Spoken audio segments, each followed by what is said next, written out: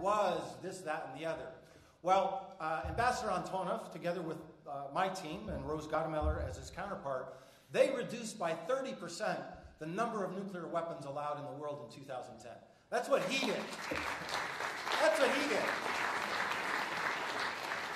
What did you do in 2010? That's what Ambassador Antonov did, with a lot of help from some others as well. He later then, very uniquely in their system, became the Deputy Minister of Defense. And I say that's unique because it says in my notes you're the 7th civilian. Is that true? Or are you? I'm not sure that's true. We know one. Well, anyway, very rare. He was Deputy Minister of Defense from 2011 to 2016.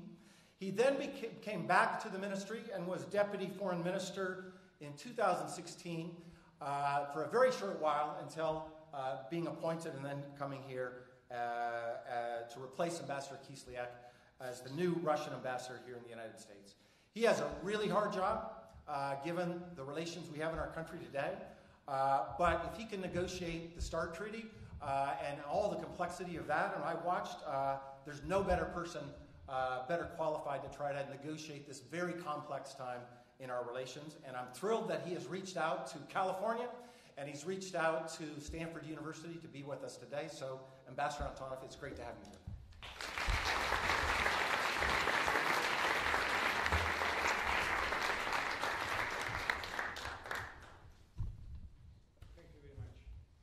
Inviting me. For me, it's a great honor to be with you. Mike, thank you very much for flattering words.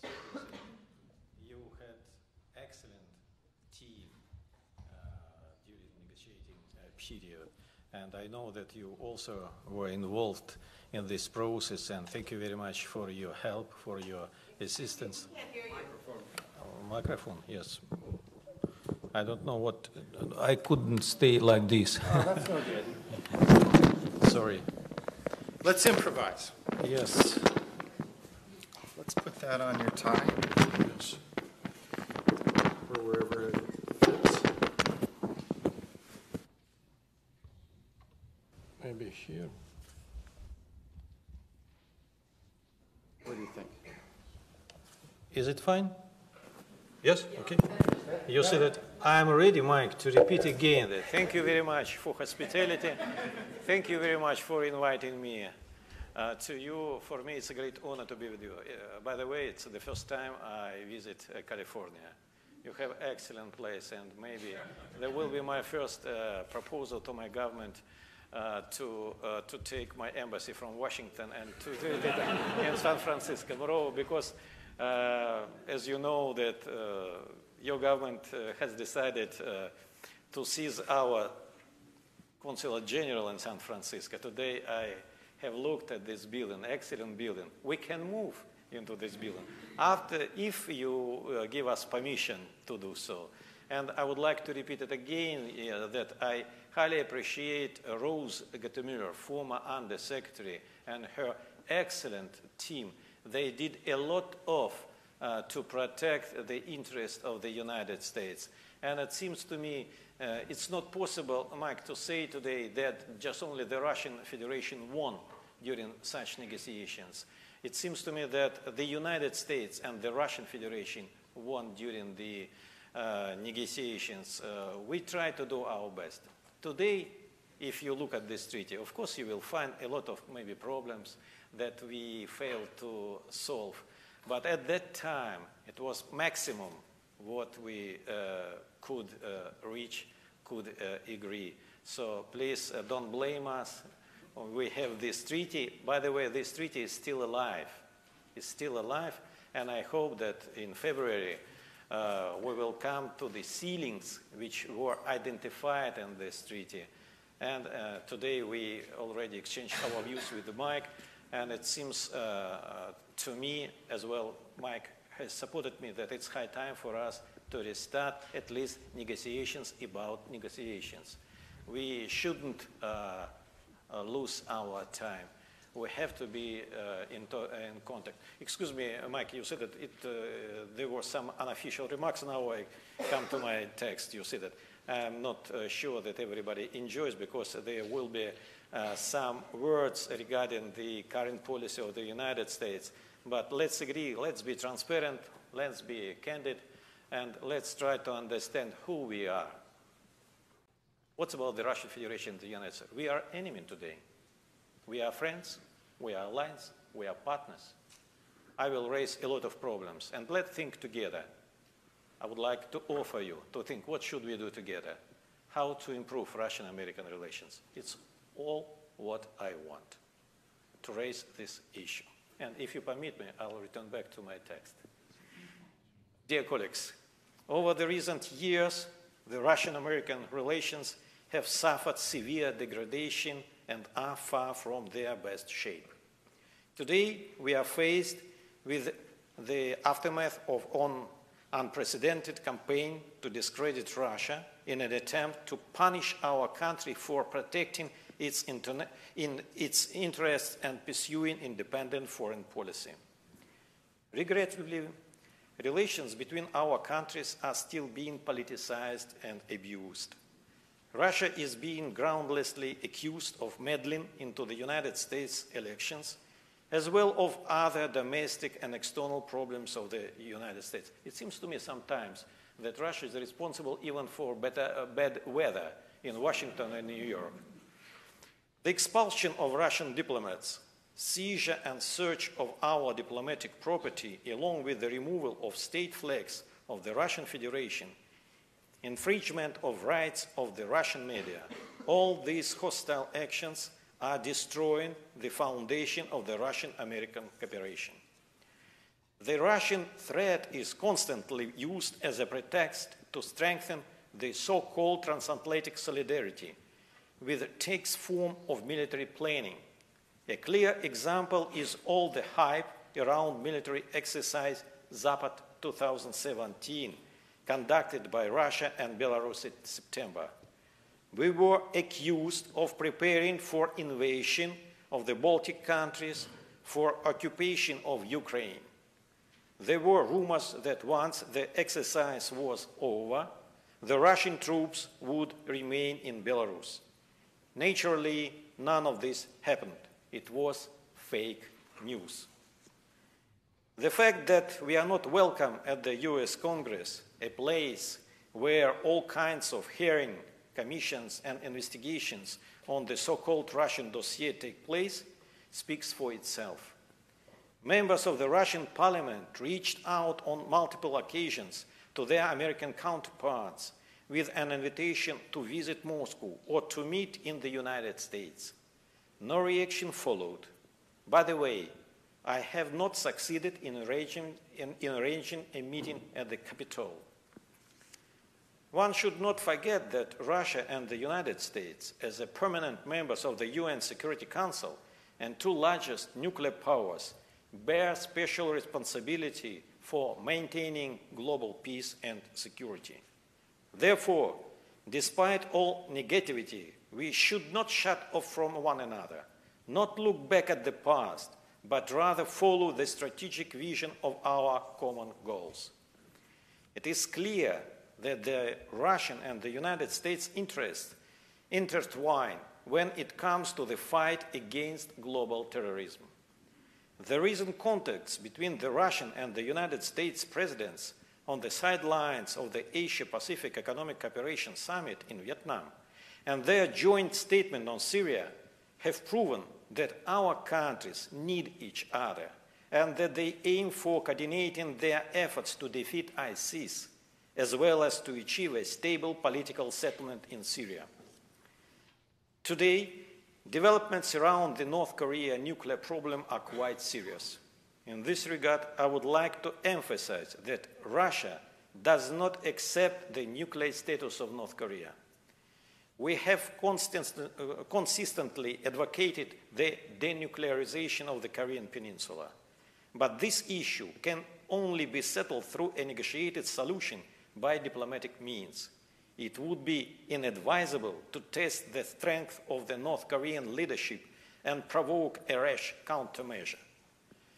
Russia is committed to the joint comprehensive plan of actions on the Iranian nuclear program as a successful example of cooperation in non-proliferation and an essential factor of regional stability.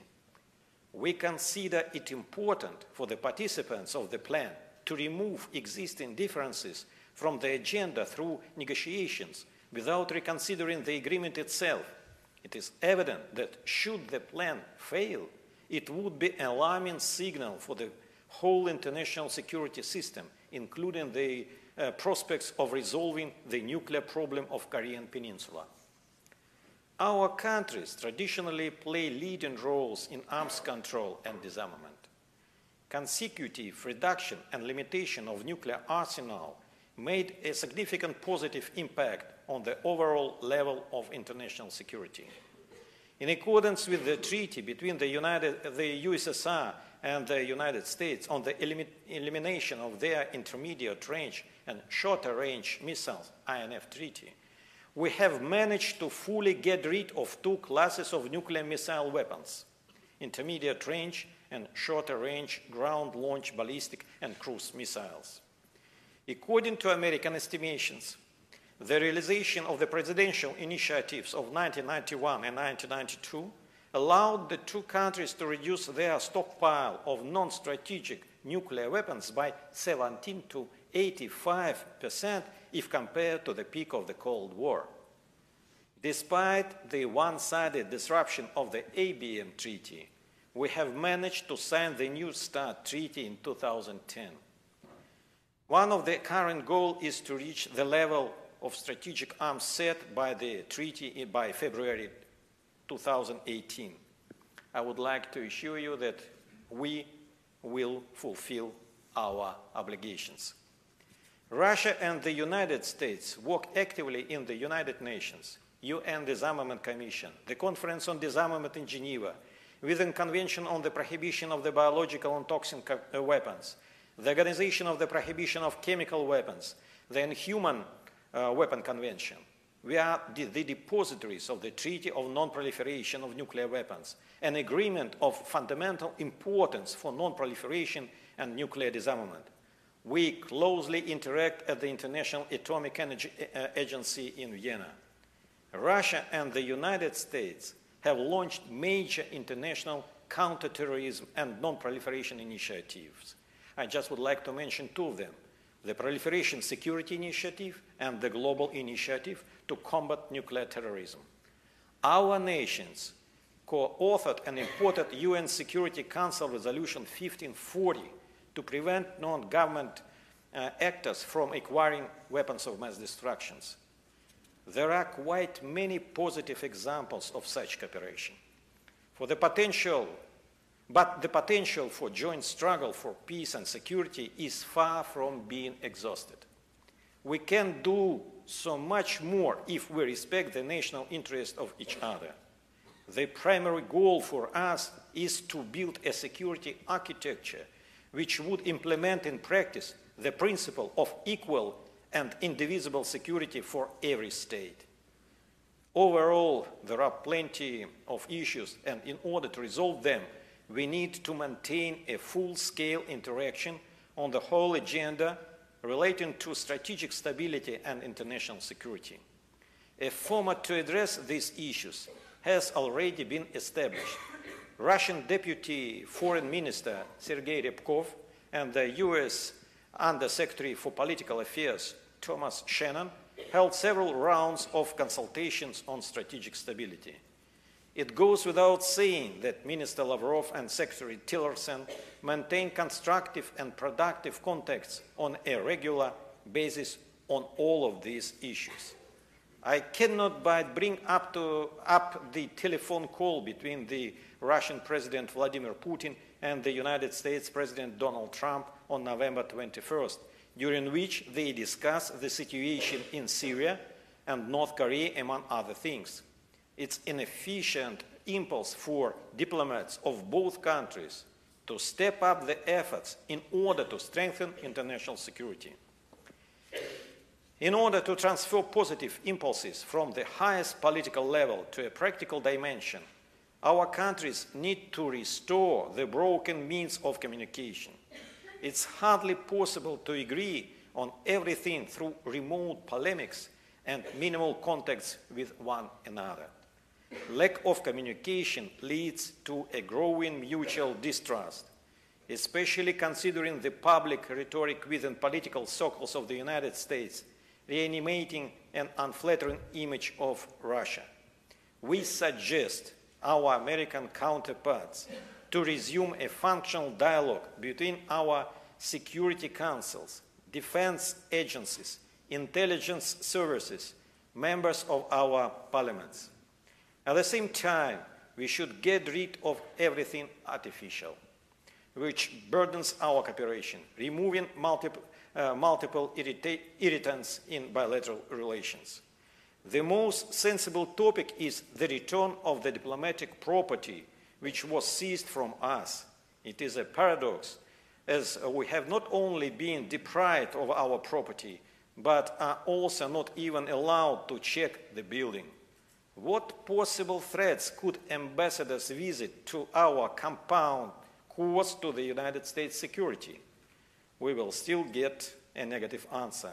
Nobody cares to specify the reason. Before my departure from Washington, I sent a special diplomatic note to State Department with a request to enter the buildings of Consular General as well as a residence for our Consular General. I received negative answer. And frankly, you see that there was no explanation why I have no right, I am a representative of the Russian Federation, to visit these buildings and to understand what is going on inside this building. What's about chairs, what's about tables, what's about lamps? They are mine. And I would like to see what is going on inside. So, to my regret, I got just only negative answer at any of my requests. Our common history is one of the topic and brings the two nations together. This year, we are celebrating many milestones. The 210th anniversary of establishing Russian-American diplomatic relations. 200th anniversary of the arrival of the Russian fleet to Hawaii. The 150th anniversary of the agreement to purchase Alaska. The 80th anniversary of the legendary flight of the crew led by Valery Chkalov from Moscow to Vancouver.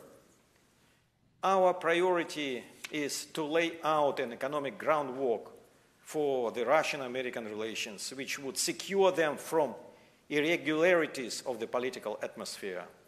The volumes of bilateral trade and investment do not meet the economic potential of both countries. The ties between Russia and America across the Pacific Ocean were always unique, starting from the Russian-American company and its activities in Alaska to the settlement of the Russian pioneers in California, Fort Ross. From the Second World War Lend-Lease program, in particular with nearly 80,000 planes ALSIB moved from Montana through Alaska and Chukotka to Krasnoyarsk, to the oil and gas fields of Sakhalin. The latter, including Sakhalin-1, have forever changed the face of our Far East and transformed the Russian island into one of the leading energy suppliers of the Asia-Pacific region. The state of California is among the leaders of bilateral inter-regional cooperation. Over the past years, it established contacts with the Republic of Tatarstan, the Tumen and Vologda regions. This is mostly due to the efforts of the state's current leadership and its governor, Mr. Jerry Brown, who in September took part in the Eastern Economic Forum in Vladivostok in order to get acquainted with the economic potential of Russia and its Far East. The Russian President Vladimir Putin has repeatedly stated that we are not picking fights with the United States and have always been favorable to the American people. When we stood together, we always achieved success and triumphed over evil, tyranny, and prejudice. It is how it happened during the American War of Independence, the First and the Second World Wars. We honestly want the bilateral political atmosphere to normalize. I genuinely hope that we will not remain hostages to each other's own prejudice. We cannot allow mutual complaints to undermine our ability to effectively respond to the major security challenges of the 21st century. Thank you very much.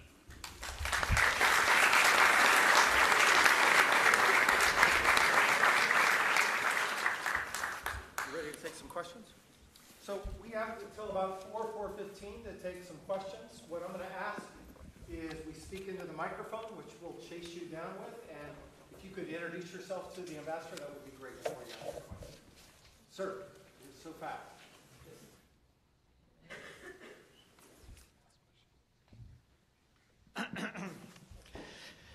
Yes, hi. My name is Yuri Panchur. I work as engineer in a processor company called MIPS. Our company is making a joint project with Russian Zelenograd companies. And in fact, this is the most advanced chip designed in Russia this year. This is chip for smart cameras, which can be used for help car drivers. And like you didn't mention any partnership between Russian and American companies, but in fact, multiple Silicon Valley companies, including MIPS, Synopsys, Cadence, and many others, are making joint project with Russian company, Baikal, and so on. So can you comment how Russian embassy has any contacts with Silicon Valley companies with all those business joint projects? So, because you didn't say anything about, you said about government contacts, but you didn't say about business projects. And this is where the actual current cooperation is, which is going on. Thank you very much. I'm a little scared that you could present me this device to me because I could be detained by your authorities. You said it. Yes, I have to be very, very cautious. So you said that, frankly, I have prepared very lengthy statement in this regard, and you said that it's very important that you have raised this question. I would like to reveal your secret. Just only before our meeting, I visited Silicon Valley, where I met with some businessmen discussing issue of mutual interests. Also, I would like to say you that I had a lot of meetings in New York and Washington in the format of Russian-American Business Council. It's about 250 firms, companies from the United States are getting together to discuss future of Russian-American economic relations. What I would like to say you, as to us, we are ready to cooperate, but there is a lot of sanctions imposed on the Russian Federation, first. The second, I have raised many questions to my American colleagues. What kind of concerns you have regarding cooperation with the Russian Federation?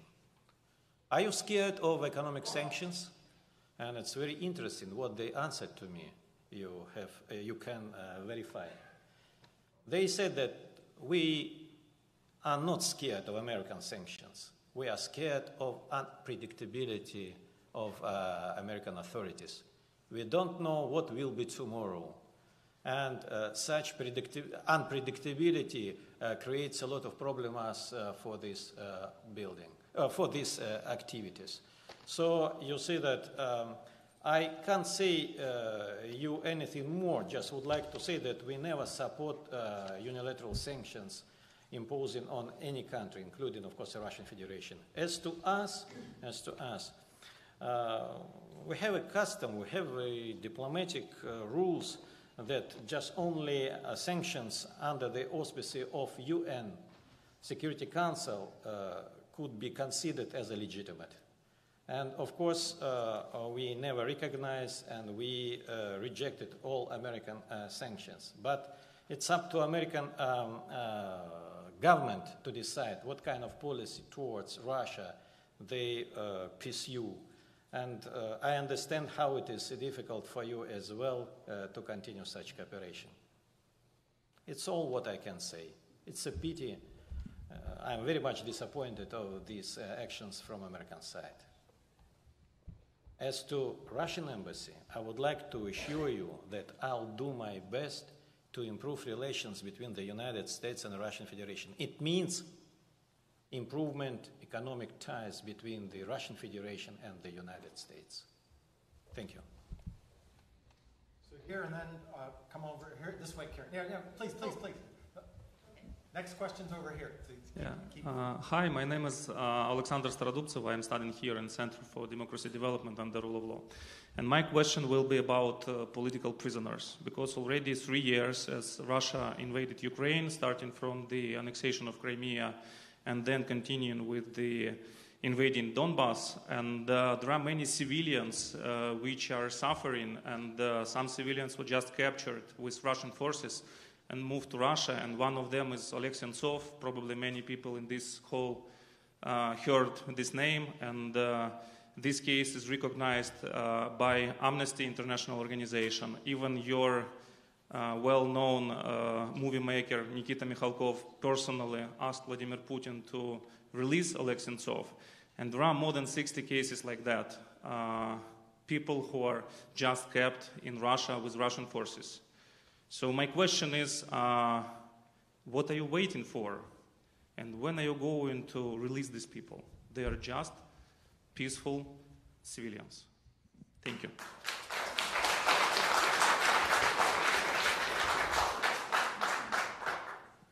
We are very much concerned what is going on in Donbass. Moreover, I would like to confirm and to say it officially that we don't consider Ukraine as our enemy. Ukraine is a brotherhood, and all Ukrainians are part of all so-called former Soviet entity. And I couldn't imagine that we could be enemies forever. It seems to me that some stratas of Ukraine are poisoned by anti-Russian propaganda. As to the release of prisoners, I would like to return back to your question. I don't want to waste your time speaking about Crimea, about Donetsk, because it will take 1 hour to explain where we are. I just would like to concentrate on just only one issue, prisoners you mentioned. You know that I hope that you have read Minsk Agreement. I hope so. There are many provisions in this agreement, and it's clear how to fulfill them. I also would like to remind you that Russia is not a party of a conflict. Then you see that recently there was approach of Mr. Medvedchuk to Mr. Putin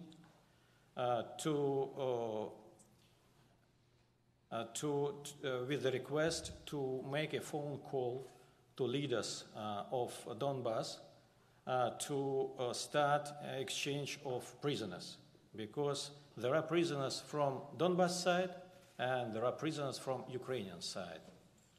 Donbass people consider that a lot of people were seized, were detained, were arrested, were tortured by Ukrainian authorities without any proof. And there is a proposal identified in Minsk Agreement that we have to change all prisoners from Ukrainian side as well as from Donbass side. And Mr. Putin has fulfilled his promise. He called to the leaders of Donbass, and he has persuaded them to start this procedure. And as I know that this issue is under negotiations between experts of Ukrainian and Donbass people, I hope that they will be released before Christmas. Thank you. So, Ambassador, I want you to know that you're competing today, right now, with the championship football game that we have with USC. And therefore, the students that are here really, really wanted to be here, and they're not at that football game. So I'm going to begin to discriminate against those who are not students. I'm just warning you right now. That doesn't mean not everybody doesn't get in, but that means they were really dedicated to being here. And so right here next, yeah. Hello, Ambassador. Thank you very much for coming. I am a Russian student here at Stanford. I study international policy, and I got my bachelor's from GIMO University. Yes, we both studied there. Judging from my experience as a student at GIMO, I'd say that Americans and the United States is also always perceived academically through books and by our professors as, if not an enemy, then at least as the most dangerous and irritating competitor.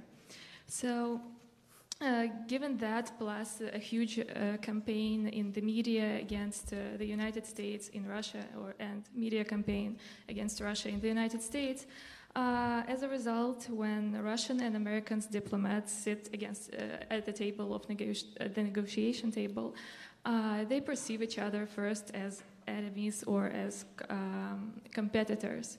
And I think that this builds the basis for further deterioration of bilateral relationships.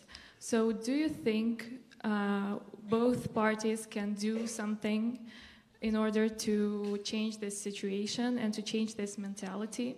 Because even though the Cold War has happened long ago, we still have this mentality from both sides, and from my experience, especially from the Russian side.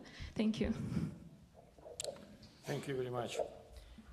First, I would like to say you that we are not always competitors with the American diplomats. I would like to say that it's a great pleasure to work with them, especially in the format of NPT and the Conference on Disarmament in the UN. And I would like to confirm from my own experience that it's possible to relax during negotiations if we are together. And taking into account current situation, it's up to the United States, efforts of the United States, the Russian Federation, and other P5 members. We save NPT. We did, we do, and we will do a lot of to see a world free of new nuclear weapon states. But I would agree with you when we are competitors, when we are thinking about how to make economic deals, who can get more money, and of course there is no cooperation. You said that there is just only competition between the United States firms and Russian firms. We also would like to earn money, as well as our American colleagues. So it's clear for me. So as to our chain of diplomatic actions against each other, it seems to me that it's high time for us to stop. And today I spoke to Mr. Perry. I can't see him. Where is he? But he has proposed me maybe to start from positive things, to introduce something positive, and to wait also positive answer. And maybe we will change this chain of bad things into chain of good things. How to start it? It is rather difficult. I said you that for me the main problem is unpredictability. You see that just only 2 days ago, for example, a Russian journalists were rejected to continue their work on the Hill because our IT was registered as a foreign agent. I remember the statement made by official spokeswoman from State Department. She said that it's normal procedure. You, Russia, today will be registered as a foreign agent, but it will not impose any restrictions for your activities in the United States to get information, to meet two people, to implement your duties. But you said that 2 days ago, you can look at internet, you will see that RT has ordered to leave Hill, and there will be no opportunity for our journalists to continue working there. So, as to me, as a Russian ambassador responsible for Russian-American relations, of course, I would like just only positive results. It's clear. And as to me, you see that I try to do my best. I would like to offer you a lot of elements for our cooperation. Mike said that I worked 6 years in Ministry of Defense. I know that our aim in Syria, for example, is very close. We have the same position. We would like to fight Daesh. We would like to do it with United States. But United States armed forces are bound by the restrictions from Hill. It's not permitted to cooperate with armed forces of the Russian Federation in fighting terrorism in Syria. That's why we are trying to find other way, not to call them cooperation. I have one expression, Mike, maybe you will like it. I call it synergy of efforts, because it's not prohibited. So you see that, again, it's a lot of proposals, and I'm sure that we can work together. It seems to me that we can make more progress in Syria, in Middle East, regarding the regional security. Thank you. I saw Sig next. Even though he's not a student, but he got my eye. Ambassador Antonov, thank you for your very encouraging message. I'm Sig Hacker. I've spent most of my career on nuclear issues, including at Los Alamos National Laboratory. So one of the anniversaries I would have added to your list is, so 2017, I look at it, sort of the 25th anniversary of the implementation of the cooperative threat reduction cooperation between US and Russia, what we call NUNLUGAR.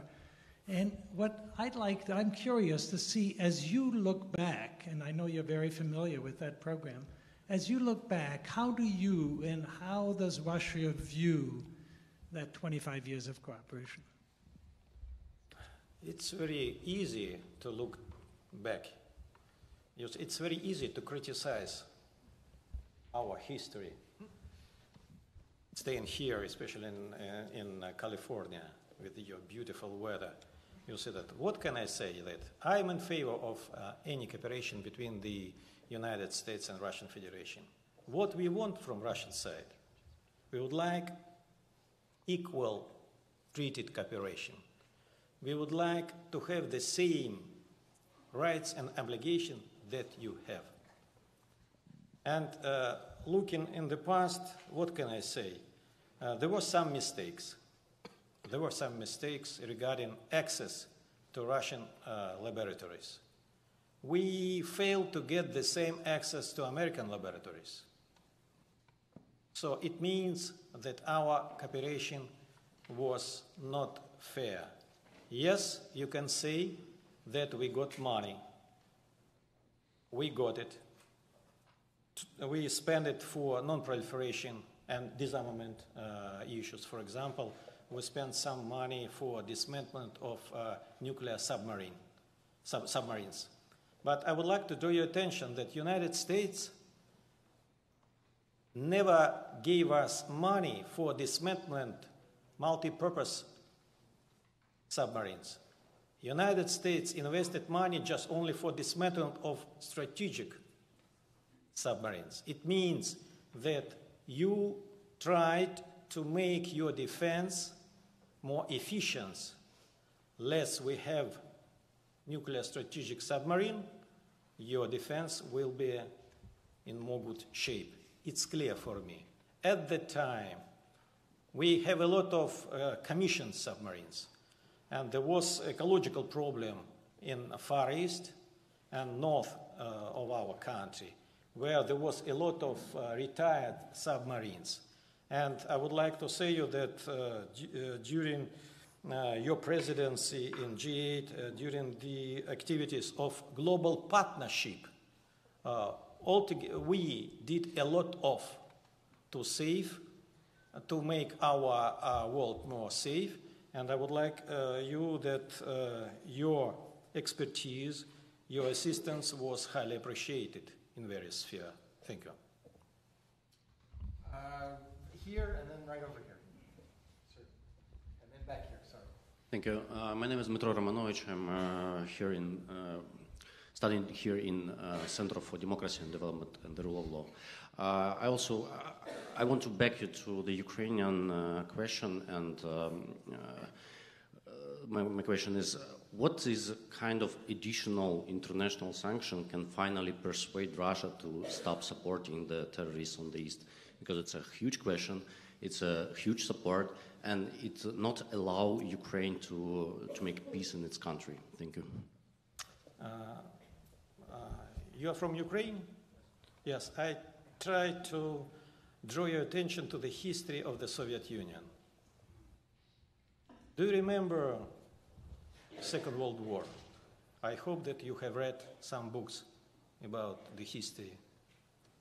And you remember that there was an invasion of fascist Germany into the territory of the Soviet Union. At the time, Ukraine was a part of the Soviet Union. Do you remember what was the result of such invasion? That all people of the Soviet Union were united. They became like a fist. It means that it's not possible to solve any problem with Russia using just only sanctions. It's necessary to restart a dialogue to understand what kind of concerns you have. And also, I would like you to look at our concerns. It's very easy to say that just only the Russian Federation is responsible for everything. But we will need more time with you to start discussing from Maidan period, when Yanukovych was kicked out of his residence. And we have to understand how Maidan has started and what was the reason for such actions. As to Donbass, you see that Mr. Poroshenko, your president, has signed Minsk agreement. And there is no option for you just only to implement Minsk agreement. And first point of Minsk agreement, if you remember, is a ceasefire.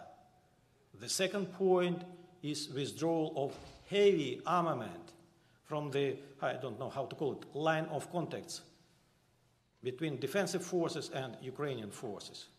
So we have to start from this point. What we want as the Russian Federation, we would like to see Russian people who are living on the territory of Ukraine to be protected. We don't want a situation like it happened in Odessa, when simple people were fired. It's a lot of evidence, and we know who did it. That's why we don't want to permit some officials as well as some of your troops to do the same in Donbass, what you did in Odessa. For me, there is no option. There is just only dialogue. We have Minsk agreement. We must fulfill all commitments coming from Minsk agreement. As to Russian Federation, we are ready to do our best. And you see there is an example that I mentioned today, that Mr. Putin tried to use his influence, and he called on leaders of Donbass to persuade them to start exchange of prisoners. And please, in accordance with your legislation, it's not possible to do it now. And you know about it. So tell me who has to make the first step. Thank you. Right here. Sorry. I didn't see you. Go ahead, Isaac. I was pointing to the woman in front of you. Go ahead. And then hand the microphone to the person in front of you. I'm Isaac. I'm a sophomore here at Stanford, and I was wondering, in the United States, Russia's often overlooked as an emerging or resurgent power, and instead people focus a lot on China as being an emerging power. How does Russia view itself? Does it view itself as a resurgent power, and how does it view China? And fitting that all within the international system of cohabitating, hopefully peacefully. As to China, you see that we are strategic partners. For me, it's very easy. And it's very important to facilitate our relations, and we will do it together. We will do it together. As to the United States, it seems to me that in strategic stability sphere, we have a common base to cooperate. We face the same security challenges in the world as well as in the region. I mentioned at least two of them. North Korea, as well as Iranian nuclear issue. We are in Moscow, we are very much concerned what is going on in Washington regarding the nuclear deal, for example. Why? Because we know your concerns. Nuclear, missiles, human rights, so-called policy in Middle East. But it's impossible to take all of these elements in one package. It's very easy to ruin one that we have today. It's a nuclear deal. That's why you see that. Having said that, we are in favor to continue to implement the nuclear deal, and we are not against to discuss any issue of your concerns. It's up to you to decide. You, I mean the United States. It's up to you to decide how you want to discuss it, with Israel only or in the format of UN Security Council. But, for example, nobody asked me about INF, for example. But there was a proposal of the Russian Federation 10 years ago. There is a concern from us that a lot of new challenges appeared along the perimeter of a Russian boundary. We offered NATO countries to join INF to make us sure that a threat will not come from West. But all NATO countries rejected to do it. I raised a very simple question. Why British government, why French government can't put a signature under the treaty between the United States and Russia? Their answer was, there is no capability we possess in UK, for example, or in France. That's why there is no necessity to put our signature under this treaty. I said, come on, it's very easy for you to solve this issue. Just only put your signature. It will nothing for you. It will cost nothing for you. No €1 or $1 at all. They said, no, we don't want to do it. So I'm talking about ballistic missiles. So we haven't introduced a special draft resolution on this issue, requesting from all countries in the world to join American-Russian efforts in this sphere. We applied to Iran, to Pakistan, to India, to China, and to Turkey as well. And majority of them decided not to support Russian-American initiative in this regard. And there is a good question for everybody. What does it mean? They would like to possess such capability, but what's about the United States and Russia? Should be just only United States and Russia be bound by this treaty, but we have to do something with missile capabilities of other countries. We have, for example, in nuclear sphere, we have NPT. It's clear for me, it's clear that it's not possible for everybody to touch this treaty. We can create something additional, for example, if we need. But what's about missile? It's a real problem. Please look at the situation in North Korea. I would like at least to ask you to think about it after our meeting. So that people know, this here, then behind, and then this gentleman over here has been incredibly patient, and then I'll get to the rest of everything. I'm Rob Paul Hemus, and I'm a professor, emeritus professor in the humanities at Stanford. And I don't know, I'm not an expert on Russian relations, but I am an expert on American public opinion. And I wanted to know, because how do you see the problem of the American demonization of Putin? Maybe it's not a problem of Mr. Putin, if you permit me to make your question more wide. It's a problem of Russian-American relations again. Because when you mention Putin, means the Russian Federation. As to us in Moscow and who is living now in Washington, we are very much concerned what is going on in your press. You see that recently I visited Chicago.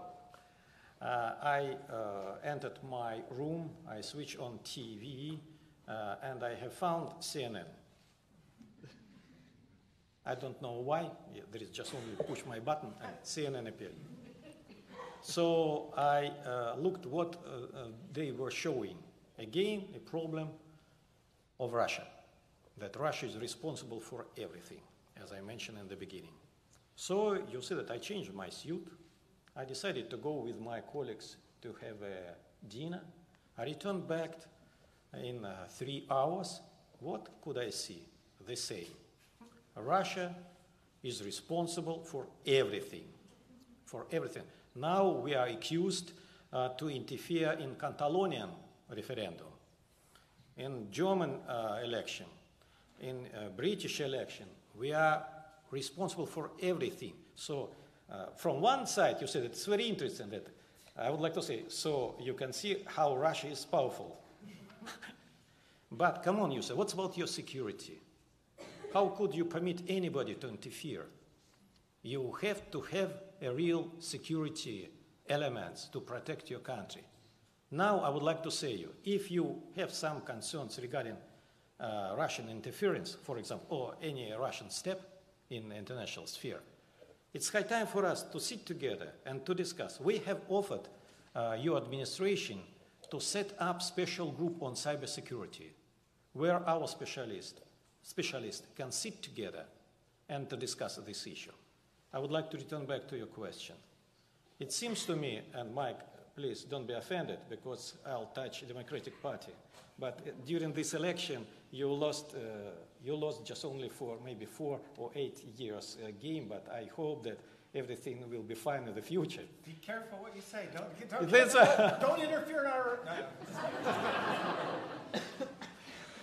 So it seems to me that Russian-American relations is a hostage of internal problems between Democratic Party and Republican Party.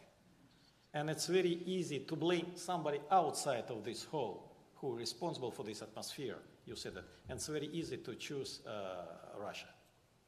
And I would like to end with a Chinese proverb. I'll try to translate it into English. I hope Mike will help me. Don't be scared, you see that. It's very easy. It's rather difficult to try to find a black cat in a dark room where there is no any cat at all. It's what mass media is doing now about the Russia, trying to find in dark room black cat where there is no any cat at all. White, neither white or black. Hi, my name is Terry Tegeson, and I am an alumnus of the Graduate School of Business, and welcome. Thank you so much for coming, and hope you come back often to California. Thank you very much. I had the pleasure to visit St. Petersburg back 10 years ago in the summer of 2007, and it was one of my most favorite visits I've ever had. And I've always felt that there could be such wonderful camaraderie between our two countries. We have so much in common, and we have so much reason to cooperate.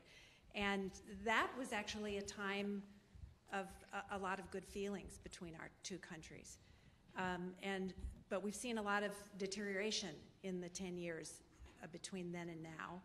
And I also am no expert in this, but I have listened to many academics and policymakers over the time, and one of the theories that has been put forward is that the root cause of the current decline in our relations is actually something that began as from the top, from President Putin, looking at the Arab Spring and the Orange Revolution and fearing that the United States was behind those things and was toppling countries using that, and feared that the United States was then, because of what was happening in Ukraine and such, was behind that, and that he then returned to his paranoid KGB roots and started taking certain aggressive actions that then are sort of the basis upon which all the current distrust that we see now has occurred. And I'd be interested to hear what you have to say about that. But mostly, I'd be interested to hear about what? About my president? About what you think is. What can I say you? About what you think is at the I love root. Him. It's for the record. Yeah, right. We want you to get out alive. Yes. But I'd like to hear what you believe is at the root of the deterioration, because it does seem like it predates the current situation between Republicans and Democrats. So I feel like that's a little bit of a glib answer. But most importantly, I'd like to hear what you think we can do to get back to a place where we can cooperate for our mutual benefit. Thank you. I would like to fix just only a few ideas that you mentioned and to give you a full answer.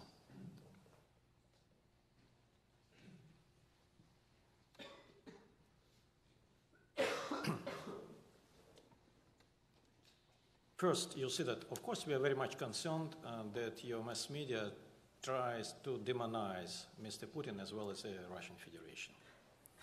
The second, it seems to me that Ukrainian events, could I say so, were triggered just only for drastic declining relations between the Russian Federation and the United States, as well as with other Western countries. It seems to me that we made a mistake in the past. I remember my negotiations with my counterparts, including Mike and other officials at the time. It seems to me that we made a mistake. What kind of mistake? We were too much flexible. We tried to be nice for our partners. Sometimes our leaders wanted from us, it was 20 years ago, tried to show that we are together on any question, and the most important issue, that there is no specific Russian interest in the world. I remember our cooperation and our conversation in G8, in NATO, Russian-American Council, for example. I participated in all events, and I remember when I agreed with my partners from the United States as well as from Western countries on Iran, I remember how we discussed this issue. If I agreed, I was a good guy, a smart guy, excellent professional, and so on. But as far as I said, no, I don't like CFE, Conventional Forces in Europe, because there are some restrictions for armed forces for the Russian Federation on the territory of my country. Immediately, I become a monster. I become a tough negotiator that couldn't share democratic values, values of the United States, values of the Western countries. But it seems to me that, Mike, you said in before, but we are major powers. We are members of Security Council. We are nuclear powers. And that's why we could have different perception regarding the situation in the world. We have we have our national interests, for example. And of course, we have to defend them. Now I'm talking about the United States as well as, please, could I have my national interest? And they could be different from the national interest of the United States. But if we respect each other, if we recognize national interest, it means that we can come to a compromise, like we did during the START negotiations. We have different perception regarding, for example, verification, regarding the quantity of missiles and warheads, but there was compromise in the middle. But 15, 20 years ago, there was no option for Russian side to express its own position. For example, and I understand position of the United States, by the way, there was a lot of proposal to cut off all production of engines for military purposes and to start production of Coca-Cola. I'm not kidding. I remember such conversion cooperation. It's understandable because if you remove, for example, production of engine for missiles, it will be more safe for the security of the United States as well as other countries. But come on, you see that I have my own concern regarding the Russian security. We have, for example, some differences with the United States and with our Western countries regarding Iran, or regarding, expansion of NATO. Many times I heard in NATO, in the Brussels, that the threat is coming from the southern part of Europe. It means Iran. But at the same time, NATO machinery was coming to my boundary, and I raised a very legitimate question. If your enemy is over there, why are you coming to me? What's about NATO planes who are flying along the boundary between now NATO and Russia? Answer from Brussels was just only one. It's a normal exercise. We have to protect our countries from terrorism. Mike, you said that 100%, you said that it was explanation from NATO. I said, come on, what kind of terrorism could you find in not far from St. Petersburg? You explain us many times that you are concerned with the situation in Middle East. And also I would like to say you that we share your concerns. We are ready to cooperate with you, but please don't come to my boundary. NATO is not a peace-loving organization. NATO is a military capability, military machinery. You remember what Bismarck said, that I don't care about your intentions, I care about your capabilities. And of course, we are forced to take countermeasures. And now there is a problem between NATO country and Russia, because NATO forces are coming to my boundary, and as a result, we are trying to build up our defense on the boundary between Baltic states, for example, and Russia. So we have to stop. It's high time for us to return back at the table in Vienna. In Vienna, there is a good possibility for us to discuss an issue of conventional arms control. There is no any idea. Moreover, you see that I raised a lot of questions to current administration. What's your position about the European arms control? And till now, till now, I failed to get any answer. But I'm sure that we have to sit together and to discuss. And I remember there was a lot of questions. How should Russia cooperate with Western countries as well as with the United States? As to me, you see that I would like to be blunt with you. I said that it's enough to cooperate with the United States. We're not necessary to have any headquarters in Brussels. If we agree with the United States, everybody will be fine. I'm sure till now.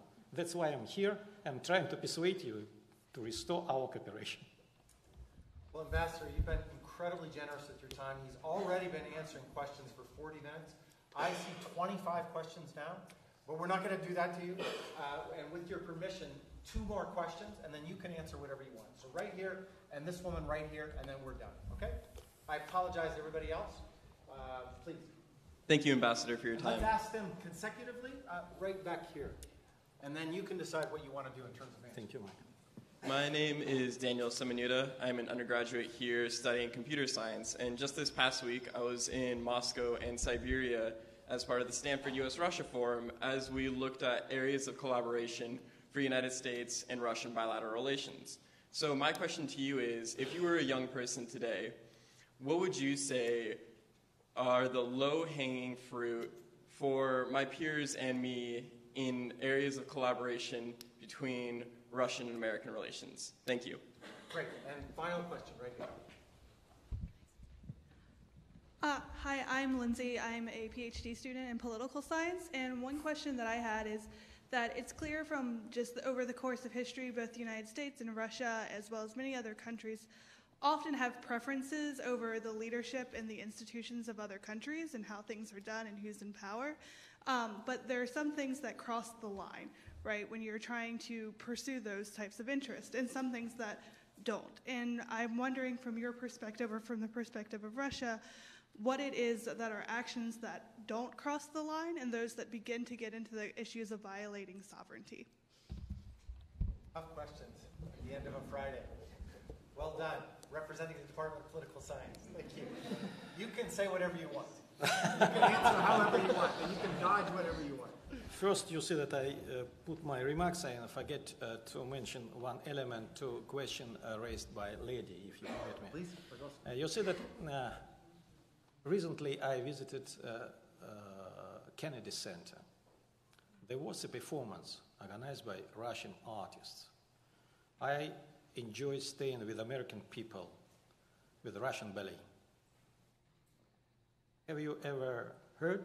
Have you ever seen Russian ballet? I would like to invite you to Carnegie Hall or to Kennedy Center in Washington, Carnegie Hall in Washington, or Kennedy Center in Washington to enjoy Russian ballet. So you see that after this ballet, I have seen all faces smiling and relaxed. And I mentioned my American friends. We no need missiles. We no need warheads. We need Russian ballet. And we will invade of the United States with Russian ballet, Russian culture, Russian culture. You see that yesterday I visited Monterey. Today I had just only a few minutes discussing with the young generation about the future of Russian-American relations. I'm envy of you, Mike, because you have such possibility to sit with your young colleagues who will replace you and me in the future. I had no such opportunity in the past dealing with arms control, disarmament, non-proliferation, strategic stability. It's very important that young generation is thinking today about the future, about the Russian-American relations. I just would like to send you this signal that Russia is your partner. We are not enemies at all.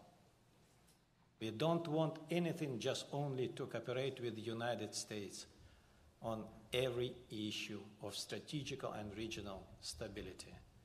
I would like you, before switching TV, watching any program about Russia, to remember what I have said now. Thank you very much.